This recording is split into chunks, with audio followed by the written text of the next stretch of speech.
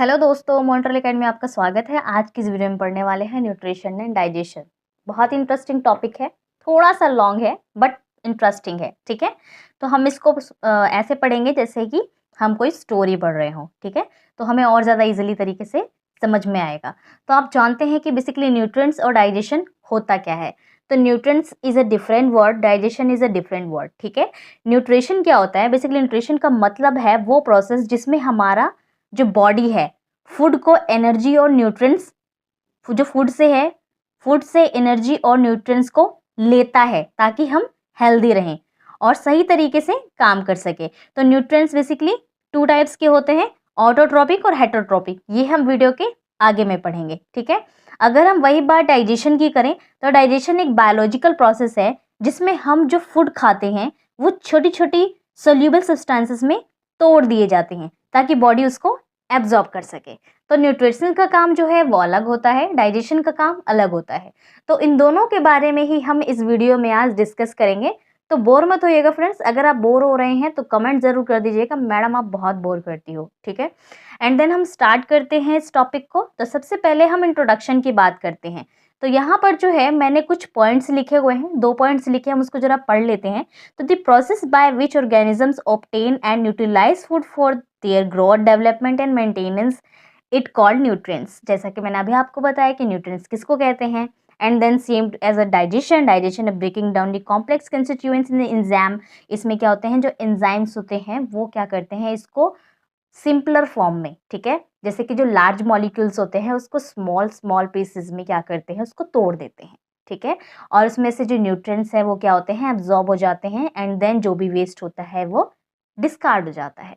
तो बेसिकली इसका वर्क क्या है, ये हमारे डाइजेशन का ही पार्ट है, मतलब हमारी बॉडी का ही पार्ट है जो यहाँ पे क्या हो रहा है, वर्क हो रहा है। तो फ्रेंड्स जैसा कि मैंने आपको बताया था, जो हमारा न्यूट्रिएंट्स है, ठीक है, उसके अंदर हमारा जो टाइप्स आता है वो हमारा ऑटोट्रोपिक और हेटरोट्रोपिक आता है। तो ऑटोट्रोपिक भी हम डिस्कस करेंगे और हेटरोट्रोपिक डिस्कस करेंगे। तो टाइप्स ऑफ न्यूट्रिएंट्स जो है वो हमारा स्टेप आ गया है। तो अभी हम जो पढ़ रहे हैं वो हमारा ऑटोट्रोपिक न्यूट्रिएंट्स है। ऑटो का मतलब होता है सेल्फ, ट्रॉपिक का मतलब होता है फूड।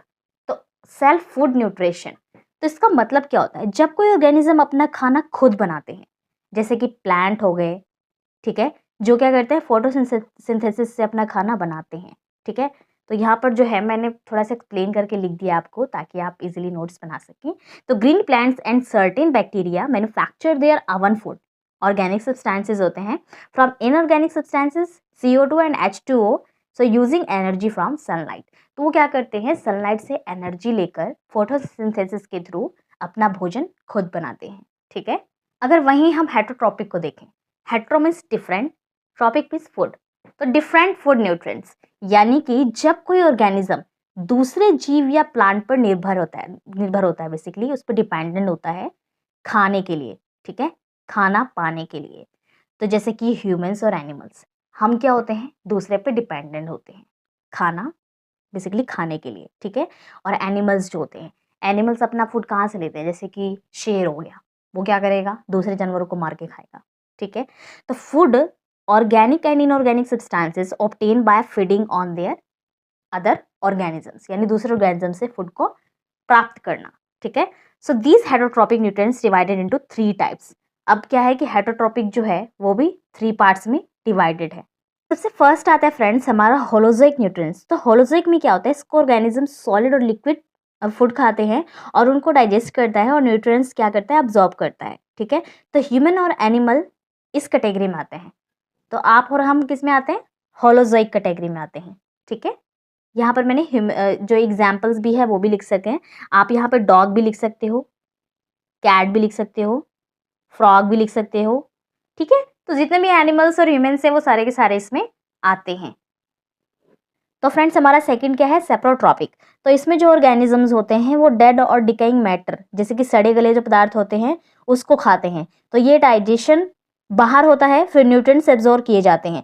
तो एग्जाम्पल में आप फंगी ले सकते हो, जैसे कि मशरूम, बैक्टीरिया।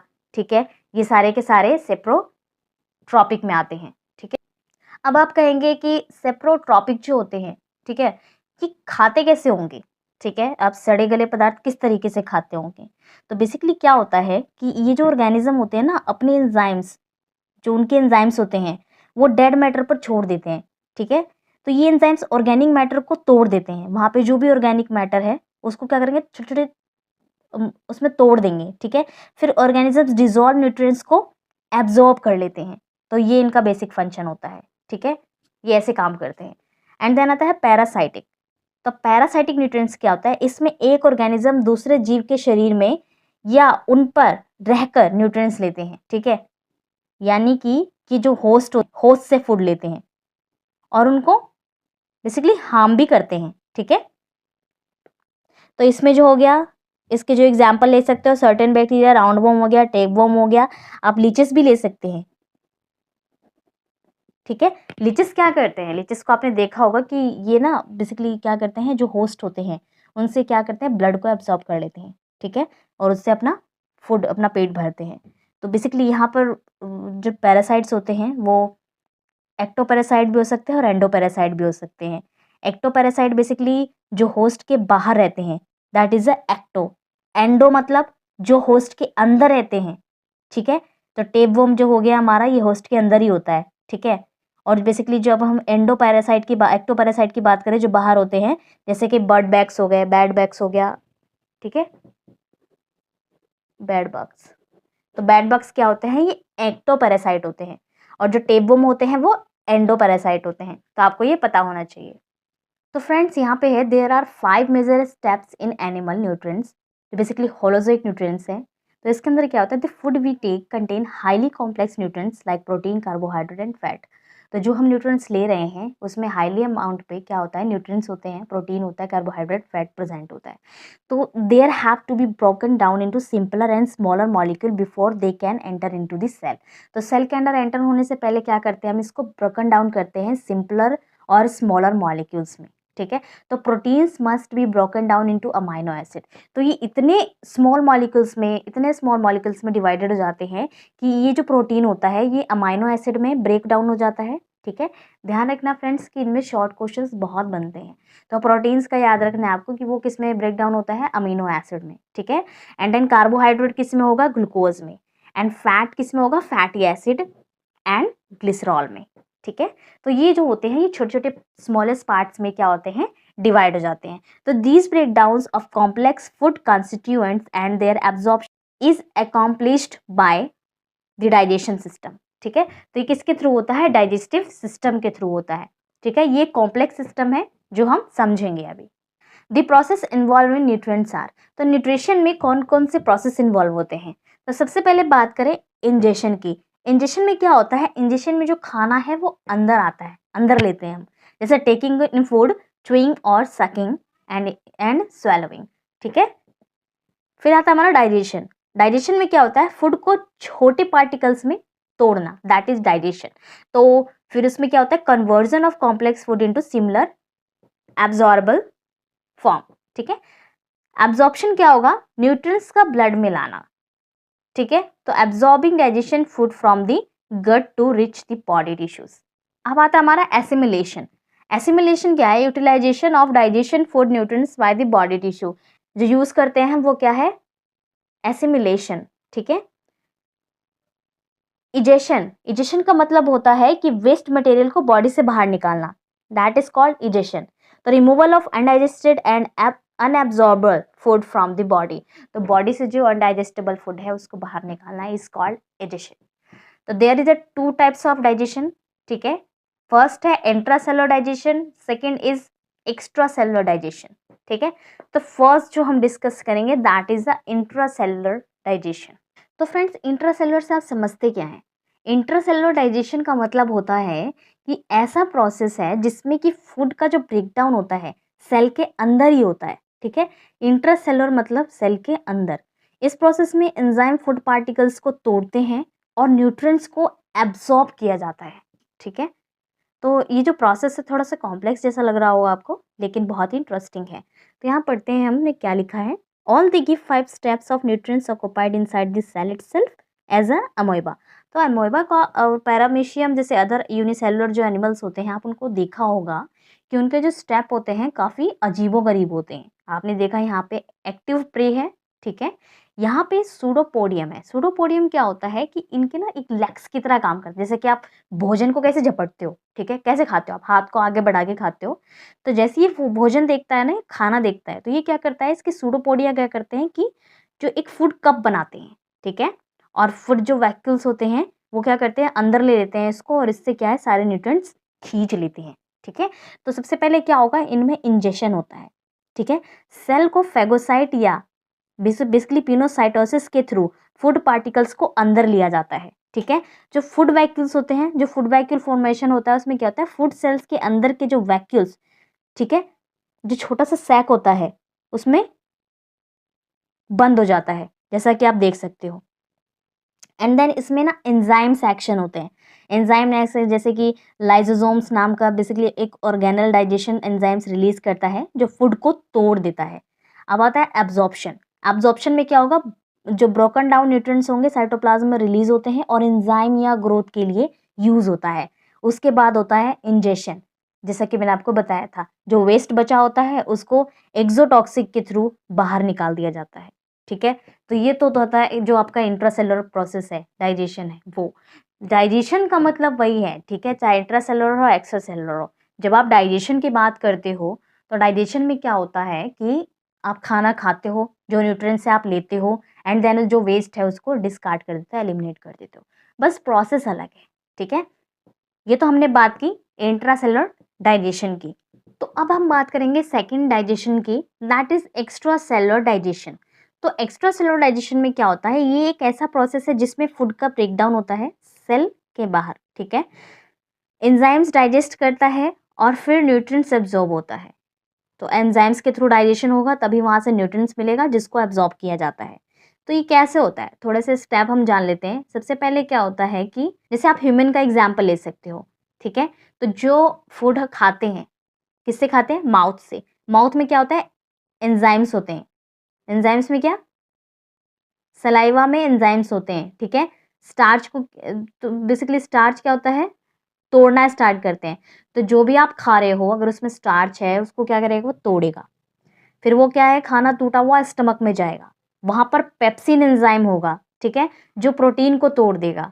एंड देन वो कहाँ जाएगा, स्मॉल इंटेस्टाइन में जाएगा, ठीक है। पेनक्रियाटिक एंजाइम जैसे कार्बोहाइड्रेट हो गए, प्रोटीन्स हो गए, फैट्स हो गए, उनमें टूटेगा, ठीक है।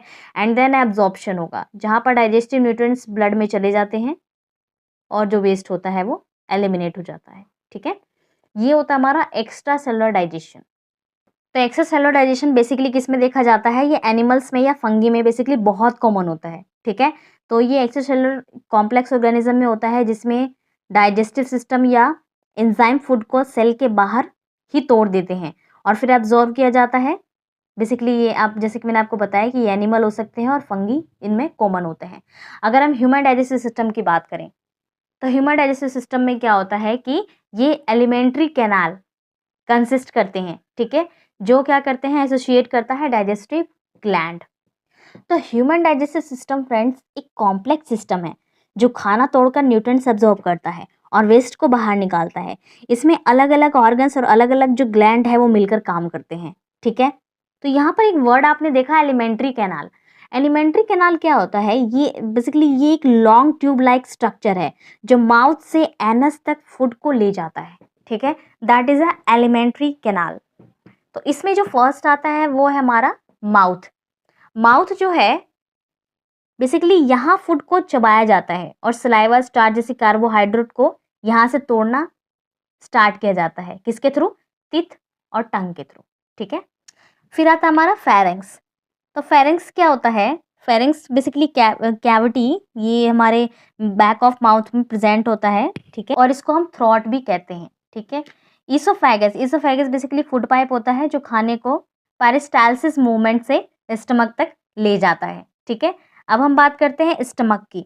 तो स्टमक जो होता है बेसिकली हम स्टमक को हिंदी में पेट कहते हैं, ठीक है।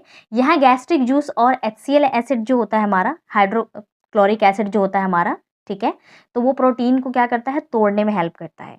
एंड देन जो खाना है वो जाता है स्मॉल इंटेस्टाइन में। स्मॉल इंटेस्टाइन में जाता है, यहाँ डाइजेशन बेसिकली कंप्लीट होता है और न्यूट्रिएंट्स जो है वो ब्लड में एब्जॉर्ब होते हैं। वैसे स्मॉल से ये लार्ज में जाता है, ठीक है, लार्ज की बात करें तो लार्ज इंटेस्टाइन में जो बेसिकली बड़ी आंत भी कहते हैं, स्मॉल इंटेस्टाइन को छोटी आंत कहते हो आप हिंदी में, ठीक है। यहाँ पानी एब्जॉर्ब होता है। लार्ज इंटेस्टाइन में क्या है, वाटर को एब्जॉर्ब किया जाता है, ठीक है, और सॉलिड यहाँ पर वेस्ट बनते हैं। आपका यहाँ पे ड्यूडेनम भी आता है, तो शॉर्टर पार्ट जो होता है नेक्स्ट टू स्टमक, ठीक है। ज्यूजेनम भी आता है जो स्लाइटली लॉन्गर होते हैं, पार्ट अबाउट 2 मीटर लॉन्ग होता है। इलियम भी आता है जो लॉन्गेस्ट होता है, अबाउट 4 मीटर लॉन्ग, कॉइल्ड होते हैं ये और ट्विस्ट होते हैं, ठीक है। तो यहाँ पर काफ़ी सारे आपको देखने को मिलेंगे ऑर्गन्स, क्योंकि बहुत ज़्यादा कॉम्प्लेक्स है, ठीक है। अगर आप कहते हो कोई टॉपिक बहुत कॉम्प्लेक्स है तो इसका मतलब कि उसमें काफ़ी सारी चीज़ें हैं जो आपको समझ में नहीं आ रही हैं। तो वैसे हमारी बॉडी है, हमारी बॉडी में बहुत कुछ है, ठीक है, जिसको आप पढ़ रहे हो। तो हम जो पढ़ रहे हैं वो तो बेसिकली बहुत कम चीज़ है, होती बहुत कुछ है, ठीक है, जो हम एक ही वीडियो में ये सारी चीज़ें नहीं पढ़ सकते। तो बात करें कि यहाँ पर जो एक डायग्राम बनाया है फ्रेंड्स, ये मैंने डायग्राम बनाया है तो अच्छा नहीं है तो कोई बात नहीं, बस समझ लीजिए, थोड़ा समझ में आ रहा है, दिख रहा है आपको। यहाँ पर क्या है कि ये एक इंसान है, ठीक है। यहाँ पर इसका मुँह है जो खाना खाएगा और इसके थ्रू, पाइप के थ्रू स्टमक में आएगा। यहाँ पर देखिए पेनक्रियाज है, स्मॉल इंटेस्टाइन है, लार्ज इंटेस्टाइन है, एंड यहाँ पर जो है एनस है, रेक्टम है, ठीक है। ये सारा का सारा क्या है मैंने यहाँ पे ड्रॉ कर रखा है। यहाँ पर गॉल ब्लैडर भी देख सकते हो आप, लीवर भी देख सकते हो, ड्यूडेनम भी ले सकते हो, ठीक है। यहाँ पे इलियम प्रेजेंट है, कैकस है, ठीक है, कैकम है, एंड यहाँ पे ओरल कैविटी है, माउथ है, फेरिंग्स है, पैराथायरॉइड ग्लैंड है, ठीक है, सारे चीज़ें यहाँ पे मौजूद हैं, ठीक है। तो आपको यहाँ पे कोई भी परेशानी नहीं होनी चाहिए। तो क्या है कि जब आप ऐसे बेसिक डायग्राम बनाते हैं ना तो आपको बहुत चीज़ें समझ में आने लगती हैं कि कौन सी चीज़ कहाँ पर प्लेस्ड है। इसको आपको क्या है कि आइडेंटिफाई करना मुश्किल नहीं होता और आसान हो जाता है, ठीक है। तो बेसिकली इसका मोटिव क्या है, हम क्यों पढ़ रहे हैं? क्योंकि जो ह्यूमन डाइजेशन सिस्टम है ना फ्रेंड्स, फूड को डाइजेस्ट करता है, ठीक है। तो फूड को डाइजेस्ट क्यों करता है? क्योंकि उससे क्या होता है, एनर्जी मिलती है। एनर्जी और न्यूट्रिएंट्स जब कलेक्ट होता है तो हमारी बॉडी वर्क करती है। तो प्रॉपर डाइजेशन के लिए हेल्थी डाइट और हाइड्रेशन ज़रूरी होता है। तो फ्रेंड्स अब आता है हमारा लार्ज इंटेस्टाइन। लार्ज इंटेस्टाइन क्या होता है? Large intestine basically digestive system का लास्ट पार्ट होता है जो वाटर एब्जॉर्प्शन और वेस्ट को एलिमिनेट का काम करता है।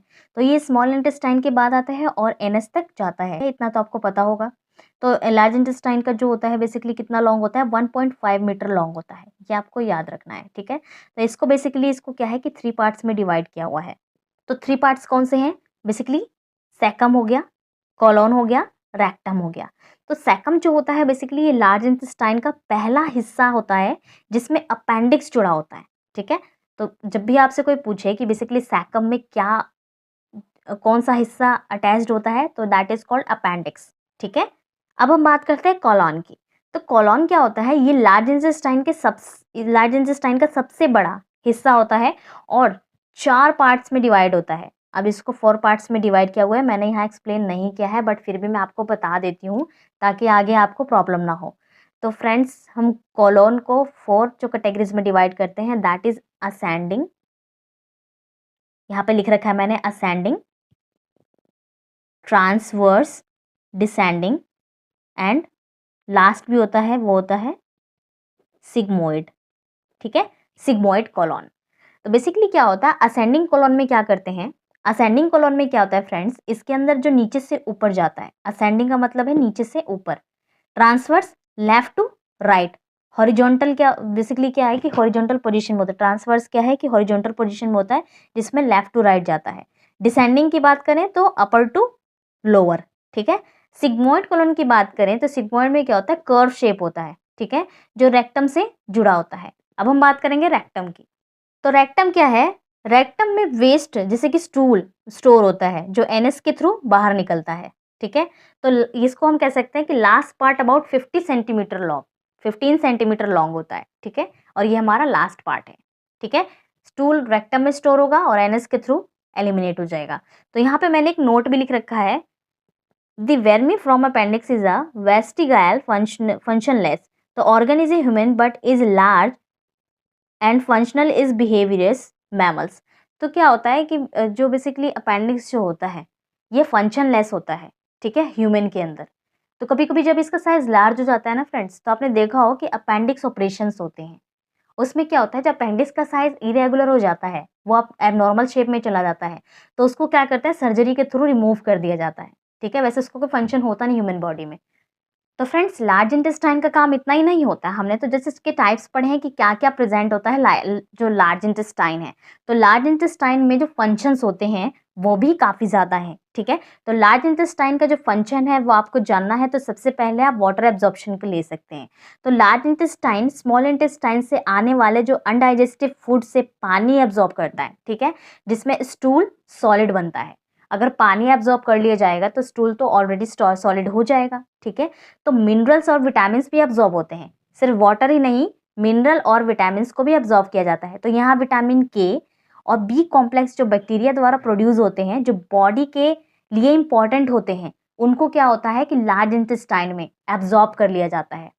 एंड म्यूकस सिक्रेशन की बात करें तो म्यूकस सिक्रेशन में क्या होता है, लार्ज इंटेस्टाइन एक म्यूकस प्रोड्यूस करता है जो स्टूल को स्मूथली बाहर निकालने में हेल्प करता है। सपोज कीजिए म्यूकस प्रेजेंट ना हो तो क्या होगा, अगर म्यूकस सिक्रेशन नहीं होगा तो क्या होगा कि स्टूल अगर हार्ड हो गया तो वो आपके जो इंटेस्टाइनल वॉल है उसको डैमेज कर सकते हैं, ठीक है। इतना तो आप जानते ही होंगे, ठीक है। तो वेस्ट स्टोरेज और इंजेशन, तो लार्ज इंटेस्टाइन में क्या होता है, वेस्ट स्टोरेज और इंजेशन का भी काम होता है। जैसे कि रेक्टम में स्टूल स्टोर होता है और जब जरूरत होती है तब एनएस के थ्रू बॉडी से बाहर निकल जाता है। तो ये हो गया हमारा लार्ज इंटेस्टाइन का फंक्शन। तो लार्ज इंटेस्टाइन वाटर और न्यूट्रिएंट्स एब्जॉर्ब करके स्टूल बनाते हैं, बॉडी से वेस्ट निकालने का काम करते हैं, ठीक है। तो ये हेल्दी डाइजेशन और डिटॉक्सिफिकेशन के लिए बहुत ज़रूरी होता है, ठीक है। तो ये तो हो गया हमारा लार्ज इंटेस्टाइन। अब हम डाइजेशन के प्रोसेस पढ़ने वाले हैं फ्रेंड। डाइजेशन के प्रोसेस में सबसे फर्स्ट आता है mechanical process and then chemical process, ठीक है। तो सबसे फर्स्ट हम मैकेनिकल प्रोसेस डिस्कस करने वाले हैं, ठीक है। तो फ्रेंड्स, मैकेनिकल प्रोसेस में क्या होता है कि मैकेनिकल जो डाइजेशन है एक फिजिकल प्रोसेस है जिसमें फूड को छोटी छोटी पार्ट्स में तोड़ा जाता है बिना किसी केमिकल रिएक्शन के। तो इस प्रोसेस में जो आता है आपका आता है तिथ, ठीक है। तो तिथ में कोई भी केमिकल प्रोसेस नहीं हो रहा है, ठीक है, यहाँ पे फिजिकल प्रोसेस किया जा रहा है। एंड टंग, स्टमक और इंटेस्टाइन, ठीक है। तो आपके जो मैकेनिकल प्रोसेस में है वो सारे के सारे इंक्लूड हैं, ठीक है। तो आपको ध्यान रखना है मैकेनिकल प्रोसेस में क्या क्या इंक्लूड है। तो सबसे पहले अगर हम बात करें इंजेशन की, तो इंजेशन में क्या होता है, जैसे कि मैंने आपको बताया फूड को तोड़ा जाता है। जब हम फूड को खाते हैं वो माउथ में एंटर करता है, लिप्स और टंग फूड को अंदर ले जाते हैं और बेसिकली सही पोजीशन में उनको रखा जाता है। तो बेसिकली आप एग्जाम्पल ले सकते हो, जैसे कि आपने रोटी या फ्रूट का एक टुकड़ा मुंह में लिया, ठीक है। तो ये आपका एक छोटा सा एग्जाम्पल हो गया। देन आप अगर सेकंड स्टेप पे जाते हैं तो उसमें क्या होता है कि जो टीथ है, आपके दांत जो हैं वो फूड को क्या करते हैं, क्रश करते हैं, ठीक है।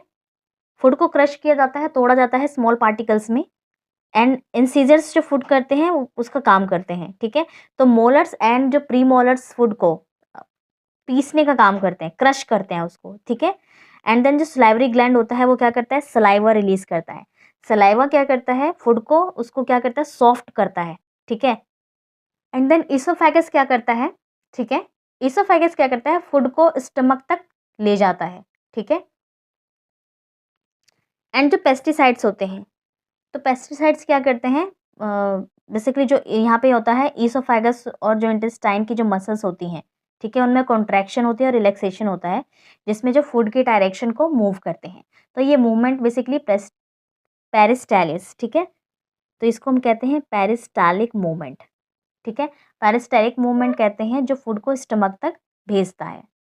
तो बेसिकली इसमें क्या हुआ, इसमें जो भी हमने पढ़ा, जो मैकेनिकल डाइजेशन है एक बहुत ही ज़्यादा इंपॉर्टेंट प्रोसेस होता है जो फूड को तोड़कर डाइजेशन के लिए तैयार करता है, उसको रेडी करता है। तो माउथ के जो मैस्टिकेशन होती है, ठीक है, एसोफेगस फूड का स्टमक में ले जाता है, स्टमक और इंटेस्टाइन में मिक्सिंग और पेरिस्टालिसिस होती है, जिसमें लार्ज इंटेस्टाइन वाटर एब्जॉर्ब करता है और वेस्ट को बॉडी से बाहर निकालता है।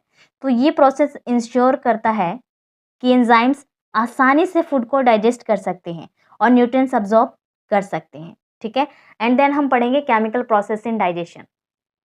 केमिकल प्रोसेस इन डाइजेशन की बात करें तो केमिकल डाइजेशन एक ऐसा प्रोसेस है जिसमें एंजाइम और डाइजेशन जूस का यूज़ करके कॉम्प्लेक्स फूड मॉलिक्यूल्स को छोटे सॉल्युबल मॉलिक्यूल्स में तोड़ दिया जाता है ताकि बॉडी जो है इजीली न्यूट्रिएंट्स को एब्जॉर्ब कर सके। तो इसमें जो स्टेप जो इन्वॉल्व है, सबसे पहले आता है हमारा माउथ। ठीक है, तो जो माउथ होता है फ्रेंड्स, सबसे पहले क्या होगा कि बेसिकली सलाइवा जो कंटेन करता है सिंगल एंजाइम कंटेन करता है। ठीक है, इसके अंदर क्या होता है, जो रो अनकुक्ड स्टार्च होते हैं। ठीक है, यहाँ पर जो एंजाइम है अमाइलेज प्रेजेंट होगा जिसको डेक्स्ट्रीन में यानी कि सोल्यूबल पार्शियली हाइड्रोलाइज्ड स्टार्च में क्या करता है, कन्वर्ट कर देता है। एंड जो कुक्ड स्टार्च होता है तो यहाँ पे जो एंजाइम है अमाइलेज जो वर्क कर रहा है उसको माल्टोज में कन्वर्ट कर देता है और स्वीट टेस्टिंग डाइसेक्राहाइड। ठीक है, तो यहाँ पर क्या हो रहा है कि एंजाइमेटिक रिएक्शन हो रही है, that is called chemical process. ठीक है, एंड सबसे पहले हमने माउथ की बात की थी, तो माउथ में क्या है कि हमारा सलाइवरी ग्लैंड होता है, तो जो क्या करता है सलाइवा प्रोड्यूस करता है जिसमें एंजाइम्स अमाइलेज होती है। तो अमाइलेज के बारे में हमने पढ़ा कि अमाइलेज एंजाइम जो है वो कैसे वर्क कर रही है। ठीक है, एंड देन जो डाइजेशन में आता है हमारा स्टमक आता है। तो स्टमक में जो है हमारा गैस्ट्रिक ग्लैंड होता है, तो गैस्ट्रिक जूस रिलीज करती है जिसमें 3 इंपॉर्टेंट चीज़ें होती हैं। फर्स्ट होता है HCl। HCl means hydrochloric acid, तो फूड को बेसिकली एसिडिक बनाता है और बैक्टीरिया को किल करने का काम करता है। पेप्सिन एंजाइम की बात करें तो प्रोटीन को छोटी पेप्टाइड्स में तोड़ता है। म्यूकस की बात करें तो स्टमक लाइनिंग को एसिड से बचाता है। म्यूकस का काम यही है कि वो बेसिकली हमारे क्या करे, स्टमक वॉल को बचा के रखे, उसको डैमेज ना होने दे। तो फ्रेंड्स, अगर HCl ज़्यादा बनने लगे आपके पेट में, आपके स्टमक में, तो इससे क्या होता है, आपको एसिडिटी भी हो सकती है, गैस की प्रॉब्लम हो सकती है। अब आता है हमारा स्मॉल इंटेस्टाइन। तो स्मॉल इंटेस्टाइन में बेसिकली 3 डाइजेस्टिव जूसेस काम करते हैं। फर्स्ट होता है बाइल। ठीक है, फ्रॉम लीवर। तो बाइल जूस जो होता है लीवर से सिक्रेट होता है। ठीक है, तो बाइल जूस क्या करता है, बाइल जूस फैट को इमल्सिफाई करता है। ठीक है, यानी कि छोटी छोटी ड्रॉपलेट्स में तोड़ता है ताकि एंजाइम्स इजीली डाइजेस्ट कर सकें। तो लीवर बाइल एसिड बनाता है जो गॉल ब्लैडर में स्टोर होता है। तो लीवर जो बाइल एसिड बना रहा है वो कहाँ स्टोर हो रहा है, गॉल ब्लैडर में, आपको ध्यान रखना है। ठीक है, एंड देन आता है हमारा पेनक्रियाटिक जूस। तो पेनक्रियाटिक जूस कहाँ से रिलीज होता है, पेनक्रियास से। तो पेनक्रियास के बेसिकली 3 एंजाइम्स रिलीज करता है, पेनक्रियाटिक एमाइलेज, ट्रिप्सिन, लाइपेज। तो पेनक्रियाटिक एमाइलेज जो होते हैं कार्बोहाइड्रेट्स को मेल्टोज में तोड़ते हैं। ट्रिप्सिन जो है प्रोटीन को छोटी छोटी पेप्टाइड्स में तोड़ते हैं। लाइपेज जो है वो फैट को फैटी एसिड में और ग्लिसरॉल में तोड़ते हैं। तो ये हम पहले डिस्कस कर चुके हैं। अब हम बात करते हैं इंटेस्टाइनल जूस की, जिसमें आता है हमारा माल्टोज, सिक्रोज, लैक्टोज। तो ये क्या करते हैं, कार्बोहाइड्रेट को सिंपल शुगर यानी कि ग्लूकोज, फ्रक्टोज, गैलेक्टोज में तोड़ देते हैं। पेप्टाइड्स की बात करें तो पेप्टाइड्स में आता है प्रोटीन को अमाइनो एसिड में तोड़ते हैं। लाइपेज क्या करता है, फैट को फैटी एसिड और ग्लिसरॉल में कन्वर्ट कर देता है। तो ये हमने एंजाइम रिएक्शन में डिस्कस कर लिया था। अगर हम एग्जाम्पल लें तो दूध का जो लैक्टोज अगर डाइजेशन ना हो तो लैक्टोज इंट्रोल्स की प्रॉब्लम हो सकती है। ठीक है, तो यहाँ पर हम प्रॉब्लम भी डिस्कस कर लेते हैं। अब स्मॉल इंटेस्टाइन में एब्जॉर्प्शन किस तरीके से होता है, तो डाइजेस्टेड फूड के न्यूट्रिएंट्स जैसे कि glucose, amino acid, fatty acid, glycerol small intestine की विलाई अभी हम आगे पढ़ेंगे क्या होता है, छोटी फिंगर लाइक स्ट्रक्चर होती है कि थ्रू ब्लड स्ट्रीम में एब्जॉर्ब हो जाते हैं। तो ये न्यूट्रिएंट सेल्स और टिश्यू में जाकर बेसिकली एनर्जी और ग्रोथ के लिए यूज होता है। ठीक है, तो फ्रेंड्स यहाँ पर आप देख सकते हो, यहाँ पर टेबल बनी हुई है, यहाँ पे mouth, stomach, duodenum, small intestine, large intestine सब मिलेंगे आपको। तो यहाँ पर है जो सबसे पहले क्या है कि यहाँ पे हमने साइट ऑफ सिक्रेशन लिख रखा है। जो डाइजेस्टिव जूस है वो एंजाइम्स कौन कौन से हैं, मोड ऑफ एक्शन क्या है। तो ये इंपॉर्टेंट होता है चार्ट के थ्रू आपको डिटेक्ट करना कि कौन सी चीज़ कहाँ पर वर्क कर रही है, किसके लिए कौन सा एंजाइम है, उसका मोड ऑफ एक्शन क्या है। तो इससे आप इजिली सेटिस्फाई हो जाते हैं। तो माउथ जो है बेसिकली, माउथ जो है उसका डाइजेस्टिव जूस क्या है, सलाइवा। ठीक है, तो इसका एंजाइम्स क्या क्या है, सलाइवरी एमाइलेज और पैटेलिन। एंड देन इसका मोड ऑफ एक्शन क्या होता है, ये क्या करता है, convert starch into maltose. Stomach में क्या होता है, गैस्ट्रिक जूस होता है। ठीक है, एंड इसका एंजाइम जो है वो पेप्सिन है, ये कन्वर्ट करता है protein into peptones and proteoses. Duodenum की बात करें तो इसमें बाइल जूस और पेनक्रियाटिक जूस के लिए सिक्रेट होता है। ठीक है, नो एंजाइम्स इसमें बाइल जूस में कोई एंजाइम्स वर्क नहीं करता और पैनक्रियाटिक जूस में ट्रिप्सिन, ठीक है। इसका मोड ऑफ एक्शन क्या है? Emulsification of fat. Bile juice का emulsification of fat and pancreatic juicer convert peptones and small peptides into amino acid. And then आता है हमारा स्मॉल इंटेस्टाइन, जिसके अंदर हमारा इंटेस्टाइनल जूस सिक्रेट होता है, डाइजेस्टिव जूस जो है हमारा। इसमें जो एंजाइम्स है basically erepsin, sucrose, maltose, lactose, lipase. ये क्या करता है? एरिप्सिन ये कन्वर्ट करता है peptones and small peptides into amino acid. Sucrase क्या करता है? ये कन्वर्ट करता है sucrose into the glucose and fructose. Maltose क्या करता है? Convert maltose into glucose. Lactose क्या करेगा? Convert lactose into glucose and galactose. Lipase क्या करता है? ये फैट को कन्वर्ट करता है फैटी एसिड एंड ग्लिसरॉल में। तो ये काफ़ी इंटरेस्टिंग है फ्रेंड्स, इसमें समझने में आपको थोड़ी सी प्रॉब्लम हो सकती है, थोड़ा सा इधर उधर हो सकता है, बट आप खुद से अगर प्रिपरेशन करें तो आप इजीली समझ सकते हैं, ठीक है। एब्जॉर्प्शन ऑफ न्यूट्रिएंट्स किस तरीके से होता है? तो डाइजेशन के बाद न्यूट्रिएंट्स को ब्लड स्ट्रीम या लिम्फेटिक सिस्टम में एब्जॉर्ब किया जाता है ताकि बॉडी उनको एनर्जी और ग्रोथ और रिपेयर के लिए यूज़ कर सके। तो बेसिकली हम न्यूट्रिएंट्स क्यों ले रहे हैं? इसी काम के लिए ले रहे हैं। तो एब्जॉर्प्शन मेनली स्मॉल इंटेस्टाइन से होता है, लेकिन कुछ एब्जॉर्प्शन माउथ, स्टमक और लार्ज इंटेस्टाइन में भी होता है, ठीक है। तो सबसे पहले हम बात करेंगे, सबसे पहला जो हमारा एब्जॉर्प्शन में आता है वो आता है हमारा माउथ, यानी कि हमारा मुंह, ठीक है। तो जो हमारा माउथ है, माउथ में बहुत बहुत कम एब्जॉर्प्शन होता है, ठीक है, लेकिन कुछ चीज़ें डायरेक्टली ब्लड स्ट्रीम में जा सकती हैं। तो बेसिकली यहाँ पे देख सकते हो अल्कोहल हो गया, जैसे कि कुछ मेडिसिन हो गई या सर्टेन ड्रग्स हो गए, ठीक है। तो अगर एक मेडिसिन को टंग के नीचे रखा जाए तो वो डायरेक्टली ब्लड में एब्जॉर्ब हो जाती हैं बिना डाइजेशन के, ठीक है। तो ये एक एग्जांपल था हमारा माउथ। स्मॉल इंटेस्टाइन क्या है? ये more absorption of digestion of occur in small intestine, बहुत ही जैसे कि एक मेन जो सेंटर कहते हैं ना डाइजेशन का, ये हमारा स्मॉल इंटेस्टाइन होता है। अब आता है हमारा स्टमक। तो स्टमक जो होता है बेसिकली स्टमक डाइजेशन का मेन सेंटर है, लेकिन यहाँ भी कुछ एब्जॉर्प्शन होता है, ठीक है, कुछ एब्जॉर्प्शन होता है, सारा नहीं, कुछ होता है। इसमें क्या क्या? आप अल्कोहल ले सकते हो, जो फाट एब्जॉर्प्शन इसकी वजह से अल्कोहल से है, जो इफेक्ट जल्दी होता है। वाटर ले सकते हैं थोड़े अमाउंट में, सर्टेन ड्रग्स जैसे कि एस्पिरिन हो गया, सिंपल शुगर हो गया जो बहुत कम क्वांटिटी में हो। अगर कोई इंसुलिन पेशेंट अल्कोहल लेता है तो वो जल्दी एब्जॉर्ब होता है और ब्लड शुगर लेवल को इफेक्ट कर सकता है। अब देखिए फ्रेंड्स कि अगर कोई इंसुलिन पेशेंट है, इंसुलिन क्यों ले रहा है? क्योंकि उसको शुगर है। अब अल्कोहल में भी क्या होगा? शुगर प्रेजेंट होगा, तो वो क्या करेगा? ब्लड स्ट्रीम में जाके शुगर लेवल को और बढ़ा देगा, जिससे कि वो फेंट भी हो सकता है, ठीक है। अब हम बात करते हैं एब्जॉर्प्शन इन स्मॉल इंटेस्टाइन। अब स्मॉल इंटेस्टाइन की बात कर रहे हैं फ्रेंड्स, तो स्मॉल इंटेस्टाइन डाइजेशन और एब्जॉर्प्शन का सबसे इंपॉर्टेंट पार्ट होता है, आपको पता है। तो इसके अंदर विलाई और माइक्रोविलाई होते हैं जो सरफेस एरिया बढ़ाकर एब्जॉर्प्शन फास्ट करते हैं। तो अब हम आ गए यहाँ पे विलाय और माइक्रोविलाय पढ़ने के लिए। तो सारा का सारा किसमें आएगा? स्मॉल और लार्ज इंटेस्टाइन में ही आएगा। तो यहाँ पर आप देख सकते हो सबसे पहले क्या होता है कि कार्बोहाइड्रेट्स की बात कर लें। कार्बोहाइड्रेट्स क्या करते हैं? ग्लूकोज। कार्बोहाइड्रेट्स में आप ग्लूकोज ले सकते हैं जो ब्लड स्ट्रीम में जाता है और एनर्जी देता है।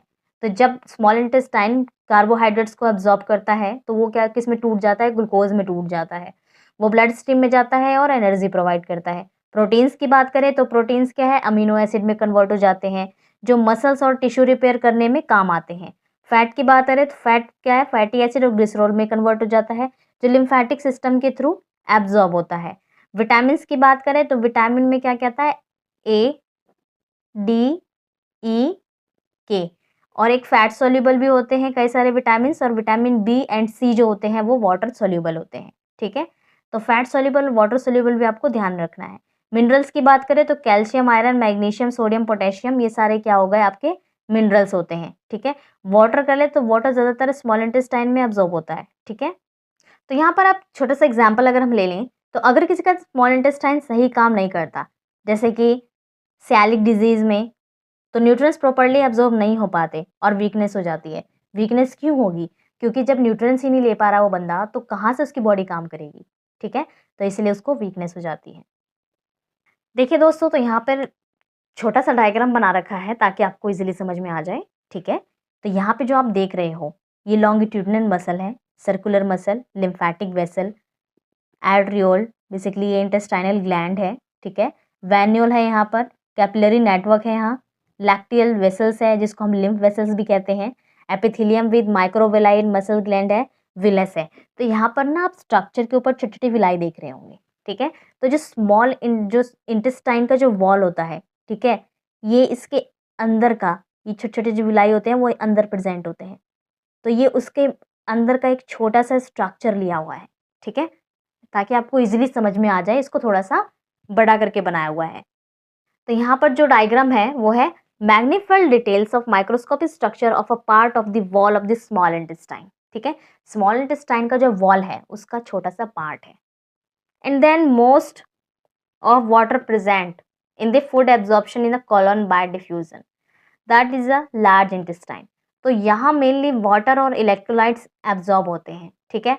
तो बेसिकली जो गट बैक्टीरिया भी यहाँ विटामिन के और विटामिन बी कॉम्प्लेक्स बनाते हैं जो बॉडी एब्जॉर्ब करती है।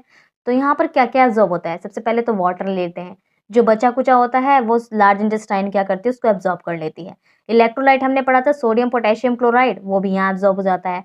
विटामिन के एंड विटामिन बी कॉम्प्लेक्स जो वाटर के थ्रू क्या करते हैं, बनाया गया है, वो भी यहाँ एब्जॉर्ब हो जाता है।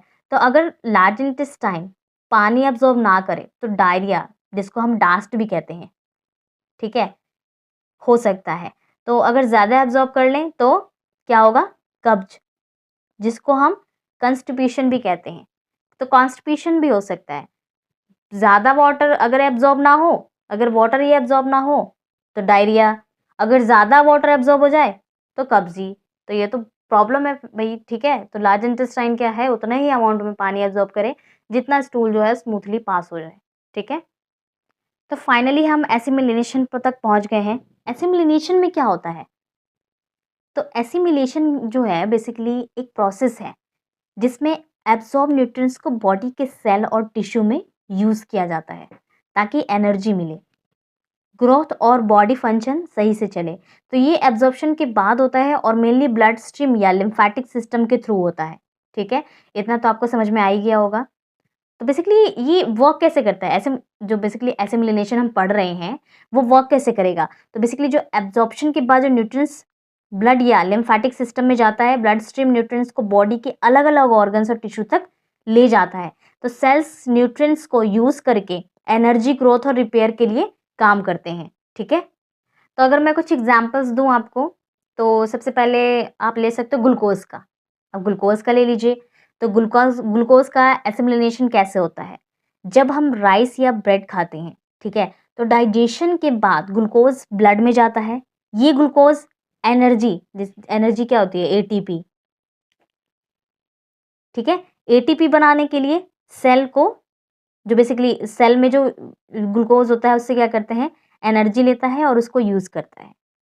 प्रोटीन का ले लीजिए। अगर हम दाल या पनीर खाते हैं तो डाइजेशन के बाद अमाइनो एसिड जो है ब्लड में एब्जॉर्ब होते हैं और मसल्स और एंजाइम और हार्मोन बनाते हैं, ठीक है, उसमें यूज हो गया। फैट को ले लीजिए आप। तो जब हम बटर या नट्स खाते हैं तो डाइजेशन के बाद फैटी एसिड और ग्लिसरॉल एनर्जी स्टोर करने और सेल मेम्ब्रेन बनाने के काम में आती है, ठीक है। आप कैल्शियम ले लीजिए। तो कैल्शियम एब्जॉर्प्शन के बाद बोन और टीथ को स्ट्रॉन्ग बनाते हैं, ठीक है। तो जो भी आप एब्जॉर्ब कर रहे हो, जो भी न्यूट्रिएंट्स एब्जॉर्ब कर रहे हो, आपकी बॉडी के हर एक ऑर्गन के लिए बेनिफिशियल है, ठीक है। तो बेसिकली यहाँ पर जो है मैंने कुछ इंपॉर्टेंट भी लिखा। तो amino acid can not be store. तो आप जिसको स्टोर नहीं कर सकते वो क्या है, अमीनो एसिड।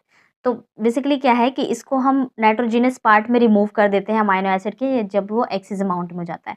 तो एसिमिलेशन का मतलब होता है कि एब्जॉर्ब न्यूट्रिएंट्स का प्रॉपर यूज करना। तो ये nutrients energy, growth, body function के लिए काम करते हैं। तो लीवर, ब्लड और सेल्स एसिमिलेशन जो प्रोसेस है इंपॉर्टेंट रोल प्ले करते हैं ह्यूमन बॉडी के अंदर।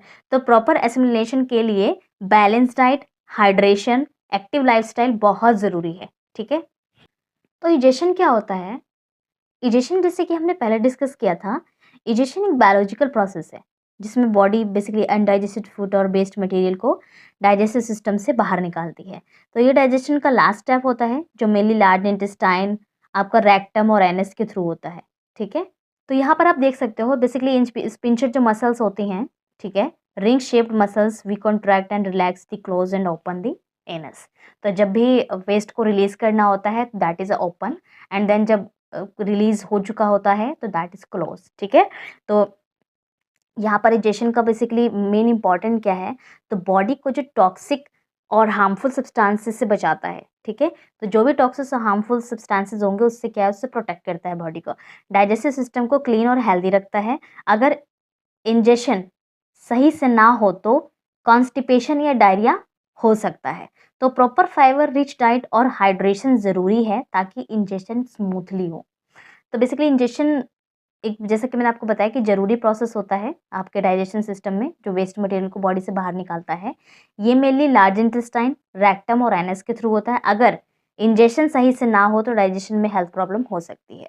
तो इंजेक्शन बहुत ही इफ़ेक्टिव होता है और इम्पॉर्टेंट भी है, ठीक है। सो फ्रेंड्स, हमारा लास्ट सेकंड पॉइंट है role of liver in metabolism. यानी कि आपको पता है कि सबसे लार्जेस्ट जो ग्लैंड है ह्यूमन बॉडी में, दैट इज कॉल्ड लीवर, ठीक है। तो लीवर जो है वो लार्जेस्ट ग्लैंड होता है, ठीक है। तो लीवर बॉडी का सबसे लार्जेस्ट ग्लैंड है, जो जैसा कि मैंने आपको बताया, जो मेटाबॉलिज्म में इंपॉर्टेंट रोल प्ले करता है। तो ये digestion, energy production, detoxification, nutrients storage के लिए रिस्पॉन्सिबल होता है। तो ये सारे वर्क जो हैं वो किस में होते हैं, लीवर के अंदर होते हैं। तो सबसे पहला जो इसका वर्क हम करेंगे, ठीक है, तो जो बेसिकली ब्लड रिलेटेड या मेटाबॉलिज्म रिलेटेड जो भी इसका फंक्शन है वो हम देखते हैं। तो सबसे पहले क्या होगा, ग्लूकोज कंट्रोल, जो हमारा बेसिकली कार्बोहाइड्रेट मेटाबॉलिज्म रिलेटेड है, ठीक है। तो ग्लाइकोजेनेसिस आपने सुना होगा, जब ब्लड में ग्लूकोज ज़्यादा होता है,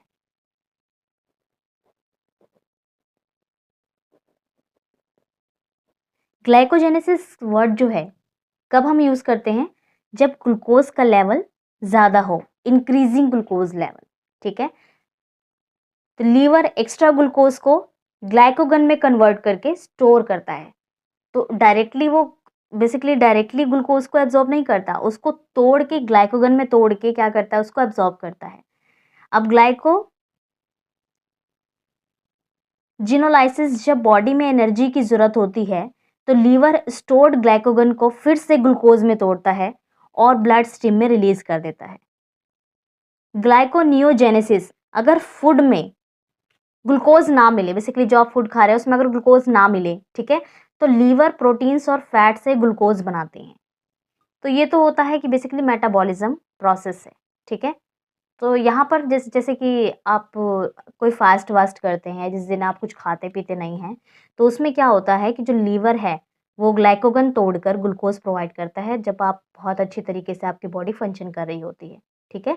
तो उसमें आपको भूख भी नहीं लगती है, आपको इतना पता भी नहीं चलता है कि आपकी बॉडी में ग्लूकोज की कमी है, ठीक है। तो इसके ब्लड रिलेटेड फंक्शन भी बहुत है और मेटाबॉलिक फंक्शंस भी जो हमने डिस्कस कर लिए हैं। तो ब्लड रिलेटेड फंक्शंस की बात करें तो इसमें सबसे पहला आता है आपका ब्लड फिल्ट्रेशन या डिटॉक्सिफिकेशन आता है, जिसमें लीवर जो है वो टॉक्सिक सब्सटेंस जैसे कि अल्कोहल, ड्रग्स या बैक्टीरियल हार्मोन्स हो गए को फिल्टर करता है और उनको डिटॉक्सिफाई करता है, ठीक है। तो ये तो हमारा हो गया डिटॉक्सिफाई, फिल्ट्रेशन जो हो रहा है हमारा। एंड प्लाज्मा प्रोटीन सिंथेसिस की बात करें तो लीवर इंपॉर्टेंट प्रोटीन बनाते हैं, ठीक है, जो बेसिकली ब्लड के डिफरेंट फंक्शंस में मदद करते हैं, जैसे कि एल्ब्यूमिन हो गया, ग्लोबुलिन हो गया, फिब्रिनोजन हो गया, जो प्रोथ्रोम्बिन टाइम हो गया, ये प्रोथ्रोम्बिन हो गए, ये सारे के सारे क्या हैं, उसको ब्लड क्लॉटिंग में मदद करते हैं, ठीक है। तो फिर बेसिकली एल्ब्यूमिन जो है आपका ब्लड प्रेशर और फ्लूइड बैलेंस करने में हेल्प करता है। ग्लोबुलिन जो है आपका इम्यून सिस्टम को स्ट्रॉन्ग बनाता है, ठीक है। तो ये सारे क्या है कि इंपॉर्टेंट होते हैं। अब लाइक एक एग्जांपल ले लीजिए, बेसिकली लीवर डैमेज होने पर क्या होता है, एल्ब्यूमिन कम हो जाता है, जिसमें स्वेलिंग जैसे कि एडिमा और ब्लड प्रेशर इशू हो सकता है, ठीक है। तो इससे आपको पता चल जाता है, इससे सिम्टम्स पता चलते हैं कि कॉजेज क्या क्या हो रहे हैं। ब्लड क्लॉटिंग की बात करूं, जो हमारे कोएगुलेशन फैक्टर्स होते हैं, तो लीवर क्लॉटिंग फैक्टर जो होते हैं फिब्रिनोजन, जैसे कि मैंने आपको बताया, प्रोथ्रोम्बिन हो गया, फैक्टर 5th 7th 9th हो गया हमारा, 10th हो गया, 11 12 13। तो ये जो है बेसिकली प्रोड्यूस करते हैं, ठीक है। ये किस में हेल्प करेंगे, आपके ब्लड क्लॉट बनाने में हेल्प करेंगे। तो विटामिन के जो क्लॉटिंग फैक्टर के फॉर्मेशन में मदद करता है, जो लीवर में स्टोर होता है, ठीक है। तो लीवर फेलियर होने पर जो क्लॉटिंग फैक्टर है वो कम होने लगते हैं, जिससे कि ब्लीडिंग डिसऑर्डर हो सकता है। और जो क्लॉटिंग फैक्टर ही बॉडी में बनने बंद हो जाएंगे, जब क्लॉटिंग फैक्टर ही नहीं होगा तो ब्लीडिंग रुकने का कोई चांस ही नहीं है, ठीक है। ये क्या करते हैं, ब्लड वॉल्यूम को रेगुलेट करते हैं। तो लीवर क्या है कि लीवर ब्लड को स्टोर और रिलीज कर सकता है जब बॉडी को जरूरत हो। तो शॉक या इंजरी के टाइम पर लीवर एक्स्ट्रा ब्लड रिलीज करता है ताकि बॉडी में जो बॉडी का ब्लड प्रेशर है वो स्टेबल रहे। अगर कोई एक्सीडेंट में खून ज़्यादा, जिसकी ब्लीडिंग ज़्यादा हो जाती है, तो लीवर क्या है कि टेम्पररी एक्स्ट्रा ब्लड सप्लाई कर सकता है, ठीक है। तो ये इसका फंक्शन होता है। तो यहाँ पर क्या है कि लीवर का बहुत बड़ा रोल होता है, ठीक है। तो लीवर ब्लड को फिल्टर कर रहा है, डिटॉक्सिफाई कर रहा है, उसको स्टोर कर रहा है, plasma protein and clotting factor और ब्लड सेल से रेगुलेट करता है, ठीक है। तो ब्लड वॉल्यूम कंट्रोल और ओल्ड आरबीसीज का डिस्ट्रक्शन करता है। हेल्दी लीवर्स के लिए प्रॉपर डाइट, विटामिन के, आयरन, हाइड्रेशन बहुत ज़रूरी है। तो इसको ज़्यादा क्या है कि अल्कोहल वगैरह मत लीजिए, क्योंकि अल्कोहल से क्या होता है, लीवर डैमेज होने के चांसेस बढ़ जाते हैं। तो यहाँ पर कुछ कॉमन डाइजेस्टिव डिसऑर्डर है, जैसे कि वॉमिटिंग हो गई, डायरिया हो गया। डाइजेस्टिव सिस्टम में प्रॉब्लम होने पर वेरियस डिसऑर्डर्स हो सकते हैं, जैसे कि मैंने आपको बताया, ठीक है। तो ये disorder basically infection, unhealthy diet, stress, liver issue या पुअर डाइजेशन की वजह से भी हो सकता है। तो अगर हम वॉमिटिंग की बात करें, तो वॉमिटिंग जो है बेसिकली कॉज कैसे होता है, तो वॉमिटिंग में क्या होता है कि आपको जो फूड पॉइजनिंग या over eating, motion sickness, pregnancy, migration, stomach infection, ये आपके कॉजेज होते हैं वोमिटिंग के। इनमें जो सिम्टम्स आपको देखने को मिलेंगे basically nausea, dizziness, stomach pain, dehydration, headache, ये सारे क्या होते हैं, आपको वोमिटिंग के सिम्टम्स देखने को मिलेंगे। इसका जो सोल्यूशन है, ठीक है, आप तो सबसे पहले लाइट फूड लें, ठीक है, जैसे कि बनाना हो गया, टोस्ट हो गया, खिचड़ी हो गई। जिंजर टी और लेमन वाटर हेल्पफुल होता है इस केस में। हाइड्रेशन मेंटेन करना होता है, जिसमें आप ओआरएस का घोल भी ले सकते हो, कोकोनट वाटर भी ले सकते हो, ठीक है। और डॉक्टर से आप कंसल्ट भी कर सकते हो। तो ये तो आपका वॉमिटिंग हो गया। डायरिया की बात करें तो डायरिया में जो कॉजेज होता है बेसिकली जो बैक्टीरिया और वायरल इन्फेक्शन होता है, ठीक है। जब हम पॉइजनिंग फूड खा लेते हैं, कंटामिनेटेड वाटर पी लेते हैं, ठीक है, जिसमें क्या होता है कि हमारा डायरिया कॉज होता है। इसका जो बेसिकली सिम्टम्स है आपको देखने को मिलेगा, इसमें फ्रीक्वेंटली वाटरी स्टूल होता है, ठीक है, क्योंकि वाटर एब्जॉर्ब नहीं होता लार्ज इंटेस्टाइन में। स्टमक क्रैम्प्स होगा, डिहाइड्रेशन होगा, नोजिया, फीवर भी हो सकता है। इसका जो सॉल्यूशन मैं आपको बता रही हूँ डायरिया के केस में, उसमें आप ओआरएस का घोल ले सकते हैं, ठीक है। अवॉइड कर सकते हैं डेयरी प्रोडक्ट, जिसमें आपका फैटी और स्पाइसी फूड होगा, वो भी आपको अवॉइड करना है, ठीक है। प्रोबायोटिक जैसे कर्ड हेल्पफुल होते हैं, आप दही वगैरह खा सकते हैं। तो if persist of more than 2, अगर आपको 2 दिन से ज़्यादा अगर आपको है डायरिया, तो आप डॉक्टर के पास जा सकते हैं। कॉन्स्टिपेशंस की बात करें, कॉन्स्टिपेशंस इसको हिंदी में हम कब्ज बोलते हैं, ठीक है। तो कब्ज जो होता है उसमें बेसिकली जब हम इस कॉजेस कब होते हैं, जब हम लो फाइबर डाइट लेते हैं। डिहाइड्रेशन होता है, लैक ऑफ फिजिकल एक्टिविटी की वजह से कंजप्शन बढ़ जाता है, कॉन्स्टिपेशन। तो इसमें क्या होता है कि आप जो रिच फाइबर फूड्स होते हैं, जैसे कि ग्रीन वेजिटेबल्स हो गए, फूल हो गए, फ्रूट्स हो गए, होल ग्रेन्स हो गए, वो आप खा सकते हो, ठीक है। रेगुलर एक्सरसाइज कर सकते हैं। अब जो प्रोसेस्ड फूड होते हैं, ठीक है, जिसमें कैफीन ज़्यादा होता है, वो आप अवॉइड कर सकते हो कब्ज़ में, ठीक है। तो कब्ज़ में आपको बनाना भी नहीं खाना है, ठीक है। आपको बनाना कब खाना होता है, डायरिया में खाना होता है, ठीक है। इंजेक्शन की बात करें तो बेसिकली इंजेक्शन में जैसे कि ओवर रिएक्टिंग जो स्पाइसी और ऑयली फूड होते हैं, ठीक है, और बहुत ज़्यादा स्ट्रेस लेना, अल्कोहल लेना, एसिडिटी, तो ये सारे आपके इंजेक्शन से इंक्लूडेड हैं। तो ये इसमें आपको डाइजेशन प्रॉब्लम हो सकती है। तो बेसिकली आप स्पाइसी और हैवी जो फूड है वो अवॉइड कर सकते हो। लेमन वाटर और या जो जिंजर टी है वो आप ले सकते हैं, ठीक है। तो जब आप खाना खाते हैं तो बहुत स्लोली आपको च्युइंग करना होता है, ठीक है, क्योंकि आपको इंडाइजेशन प्रॉब्लम है। तो आपको क्या है, खाने को बिल्कुल ही इतना स्मूथली उसको तोड़ देना है ताकि वो ईज़िली डाइजेस्ट हो जाए, ठीक है। अब जब आपने खाना खा लिया है तो आप क्या करें, थोड़ा वॉक करें बेटर डाइजेशन के लिए। एंड देन लास्ट आता है आपका जॉन्डिस। तो जॉन्डिस को हम हिंदी में पीलिया भी कहते हैं, ठीक है। तो जो लीवर इन्फेक्शन होता है बेसिकली हेपेटाइटिस वायरस या excessive alcohol, bile duct blockage, तो ये इसके कॉजेज़ हैं जॉन्डिस के। इसमें जो आप सिम्पटम्स देखने को मिलेंगे, आपको येलो स्किन दिखने को मिलेगी, आइज़ भी येलो होंगे, डार्क यूरिन होगा और बॉडी में बहुत ज़्यादा फटीग होगा, नोज़िया हो सकता है, लूज़ ऑफ एपेटाइट्स हो सकते हैं। इसका जो बेसिकली सॉल्यूशन होता है वो है शुगर कैन जूस, ठीक है, एंड कोकोनट वाटर बहुत हेल्पफुल होते हैं, ठीक है। और जो हैवी फूड है, जंक फूड हो गए, ऑयली फूड हो गया, उसको अवॉइड करना होता है। प्रॉपर रेस्ट और हाइड्रेशन की ज़रूरत होती है, ठीक है। तो सीवियर केसेस में जॉन्डिस के जो केसेस अगर सीवियर हो जाते हैं तो हमें डॉक्टर से भी कंसल्ट कर लेना चाहिए। तो फ्रेंड्स, न्यूट्रिशन एंड डाइजेशन हमारा जो चैप्टर है वो आपको कैसा लगा कमेंट में ज़रूर बताइएगा। अगर इसके रिगार्डिंग कोई क्वेश्चन है आपका तो कमेंट बॉक्स में लिखकर हमसे पूछ सकते हैं, हम ज़रूर बताएंगे, ठीक है। तो फ्रेंड्स, अगर आप इससे रिलेटेड कोई और टॉपिक है आपका, माइक्रोबायोलॉजी से रिलेटेड, हेमाटोलॉजी से रिलेटेड, कोई भी टॉपिक है, बायोटेक से रिलेटेड या बायोकेमिस्ट्री से रिलेटेड कोई भी टॉपिक है तो कमेंट बॉक्स में लिख सकते हैं आप, उसकी वीडियो आपको मिल जाएगी। तो फ्रेंड्स, वीडियो अच्छी लगी हो तो लाइक कीजिएगा, फ्रेंड्स को शेयर करना मत भूलिएगा, चैनल को सब्सक्राइब कीजिए। मिलते हैं नेक्स्ट वीडियो में। Thank you so much.